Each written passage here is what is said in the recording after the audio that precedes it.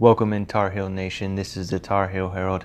Before we get into today's discussion, remember to leave a like, comment, subscribe. Really helps the channel grow. Hit that notification bell. And if you know any Tar Heels, think about giving them a share. Alright, let's talk about Phil Longo and his passing attack in year 3.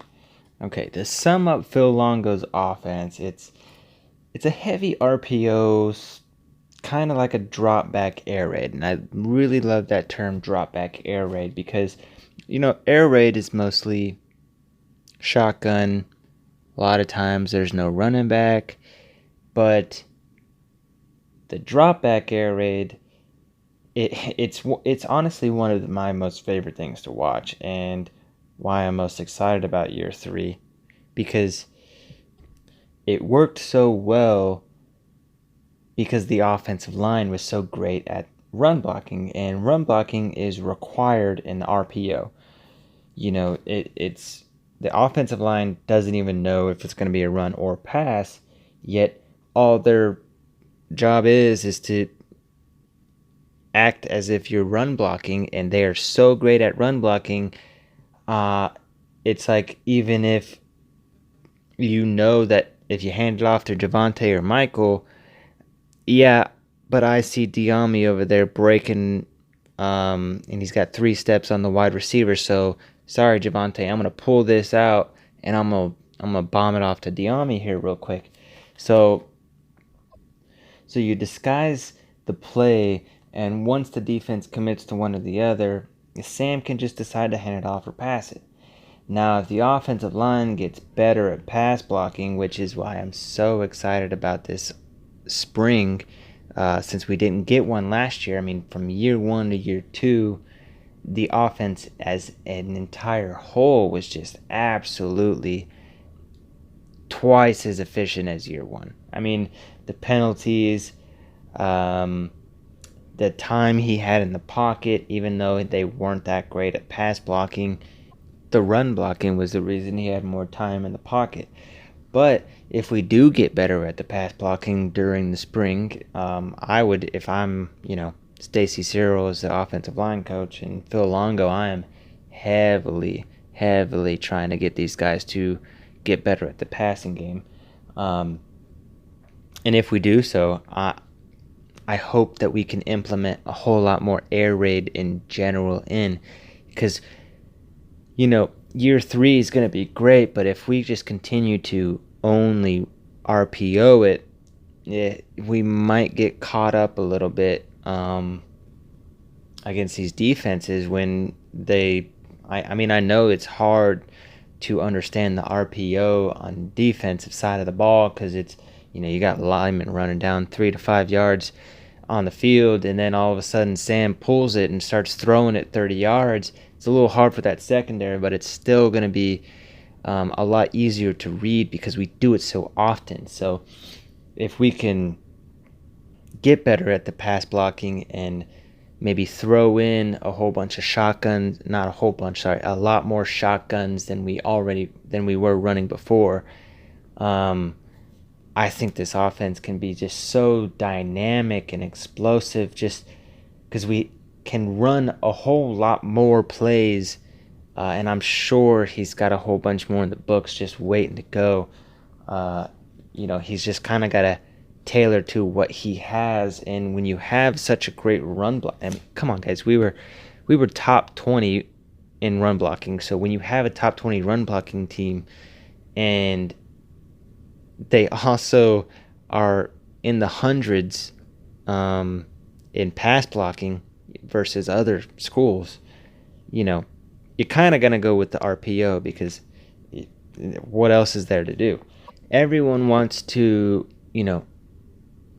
say it's hard to see this offense continue to go upwards in the trend that it is, because we lost a lot of skill players. Now, I understand your worries on the run game, but we got Ty Chandler, and we got a few guys in the back that can really help Ty Chandler out. But if you really look at it, Ty Chandler is a great pass catching running back. So he's going to continue what you saw already with Javonte and Michael in the pass game. Now, what I really don't understand is everyone wants to say, yeah, we lost Diami and Daz. But honestly, Diami and Daz, I love those guys and I hope they do great in the future. But they had a lot of drop passes, a lot less the second year, which is why I really wanted Diami to come back for his senior year, because if Diami could have continued to fix his drop passes, good Lord, that dude could have blew up, maybe gone first round, who knows, but even with Diami leaving and Daz leaving, you got Bo, who a lot of people are sleeping on, in my opinion, because I don't know if you guys remember, but the last game he played before he got injured was at FSU, and he had 140 yards on 5 catches. I mean, that's bonkers. I don't know if you guys know, but that's amazing stats right there. And if he can continue something like that every game this year, and if not, you also have Garrett Walston, is an amazing tight end. And Bo with being in the slot, and then Garrett as your tight end, those two are going to be hard to guard up the middle. I mean, they're going to make some linebackers look very, very silly. And then we have Joffrey Brown, Emory Simmons, Josh Downs, just 3 explosive guys that can at any time just blow the outside and leave you behind with 2 steps of space for easy Sam over the top. Then, of course, you have the other 3, Josh Downs, Joffrey Brown, Emory Simmons. Everyone's high on Josh Downs because of what he did in the Texas A&M game, and I am too. The man is. It seems like he was a late bloomer. If you don't know anything about Josh Downs, he was recruited as a 89 overall 4-star. 89, which is a very low 4-star. He committed as an 89. While committing, he eventually signed with UNC as a 92 overall, so he got bumped up as a 92, but that was after he signed. And then right before he was supposed to come on campus, or he may have already been, I don't know for sure, he got bumped up to a 95. So, then we started seeing him here and there in games. He's already, without a spring game, we have a freshman wide receiver, which we had Diami, Daz, and I know Bo got hurt and everything, but Garrett and all these guys stepping in, and then you have the freshman Josh Downs still, fighting for snaps, fighting for reps, and fighting for, he got 2 touchdowns, 1 early on, but eventually, that Texas A&M game, you saw the true potential. You got Joffrey. Joffrey didn't have very many games where he was, grabbing 5 passes or getting 100 yards like Josh Downs at Texas A&M. But I don't know if you guys know this, but he caught a pass in every single game except 3. NC State, Notre Dame, Miami. Now, Miami, I understand. Emory Simmons didn't get a pass that game as well because, we ran the ball for 550 yards. I don't know if you guys remember. But again, I mean, yeah, those are kind of the biggest games of the year, but with the rivalry in Notre Dame and Miami. But, the fact that he caught a pass in every single other game than those 3 is just, it's obviously going to help a lot with the experience and him growing. And I truly believe that Joffrey will step up to become a great number 1, if not number 2, wide receiver in this system next year. And then, of course, you got Emory Simmons, who's a great slot guy, who's probably going to fight Bo for some time. But that's why I want to see traditional air raid this year a lot more, because we have so many guys who are able to just fight for it. I mean, those 5 guys, we have some more probably lined up and ready to go too. But those 5 guys, I can easily see no running back in the backfield, Sam in the shotgun, and then you got 4 wide with Garrett on the tight end, and you just send 5. What can you guys imagine if the offensive line gets so much better in the pass game or pass blocking, and then Sam's in the shotgun, he gets 3 to 4 seconds to throw the ball, and we got 5 guys heading downfield.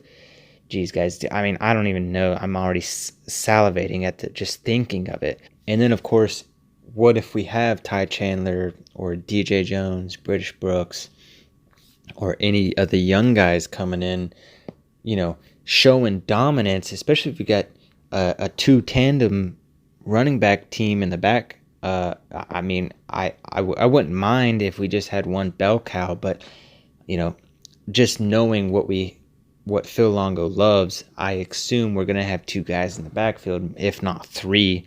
Just a third guy trying to pick up some yardage here and there to let the other guys rest. But if we can show some dominance in the run game as well, then it's going to only help us a whole lot more. So again, if the offensive line continues to grow this spring with pass blocking, running backs come in, continue to show dominance and act as threats, and helps that RPO just thrive, and then Phil Longo has way more wide receivers to play with, and again, like I said, get that traditional air raid more in there.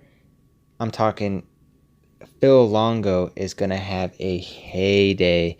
And we also, like I said, already we're cleaning up a lot of penalties, a lot of issues. Everything on this offense was just 5 times better than the first year.